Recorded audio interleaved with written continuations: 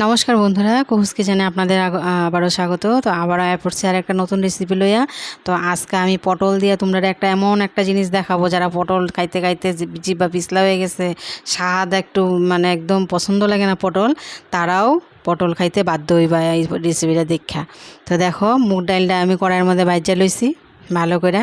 তো এইভাবে একটু হালকা লাল করে ভাজা নিবা। তো জানি পটলের রেসিপি দেখলেই মানুষের জড়ায়, খালি পটল আলু পটলের তরকারি, পটল ভাজা খাইতে খাইতে মুখ আমরারও পিছলা হয়ে পড়ছে।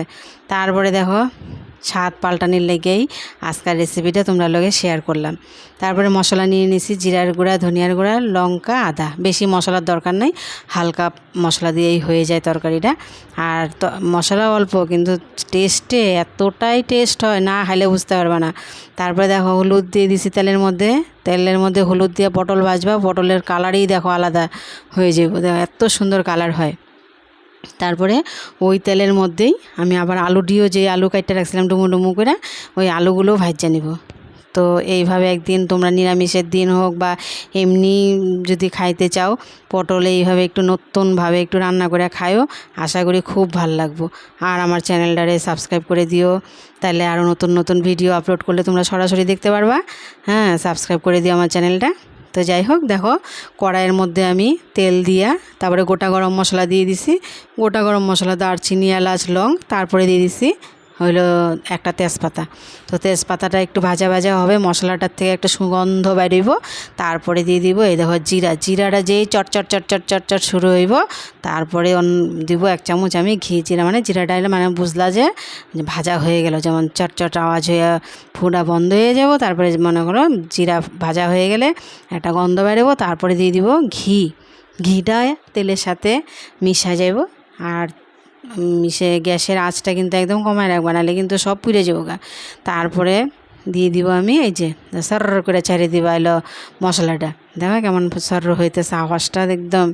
তো যাই হোক, মশলাটা এরকম করে ছাড়িয়ে দিবা, দেখবা সুন্দরভাবে এটাও কষাইতে রাখবো, এটার থেকেও সুগন্ধ বেরিব। তারপরে দিয়ে দিবা হলুদটা আন্দাজ মতন দিও, বেশি হয়ে গেলে আবার হলুদের গন্ধে খাওয়ান যেত না। তারপরে আমি এই যে মুগ ডালটারে কিন্তু আমি একটা সিটি দিয়ে রাখছিলাম।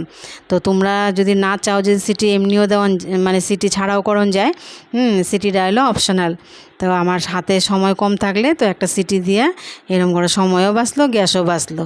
তারপরে তো যাই হোক, আমার মিডল ক্লাসের মানুষ হইলে কী হয়, কত যেদিকেই হোক মানে বাঁচানোর চেষ্টা করি আর কি আমরা। তারপর দেখো দিয়ে দিছি স্বাদ মতো লবণ।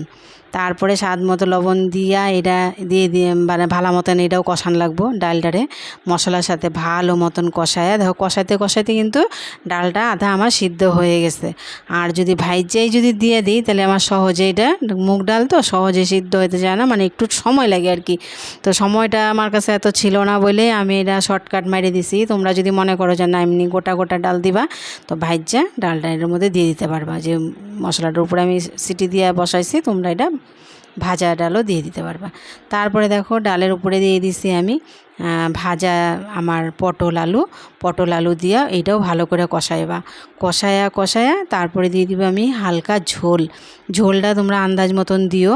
হ্যাঁ, কেন কি মুগ ডাল তো, এটা আবার জলটা যখন আবার ঠান্ডা হয়ে যাবো তরকারিটা, তখন আবার ঝোলটা শুকায় যাবো, তো আন্দাজ মতো ঝোলটা দিও। তো এই দেখো আমার মুগ ডাল দিয়া আমার তৈরি হয়ে গেছে মুগেশ্বরী পটল। তো এইভাবে একদিন মানে স্বাদ বদলানির লেগে, জিহ্বাটার স্বাদ বদলান লেগে এই যে এরম করে একদিন রান্না করে খাইও পটল, আশা করি খুব ভাল লাগবো। তারপরে দেখো এই যে রেডি, বেশি সময় লাগে না। তো ভিডিওটা দেখার লেগে অনেক অনেক ধন্যবাদ।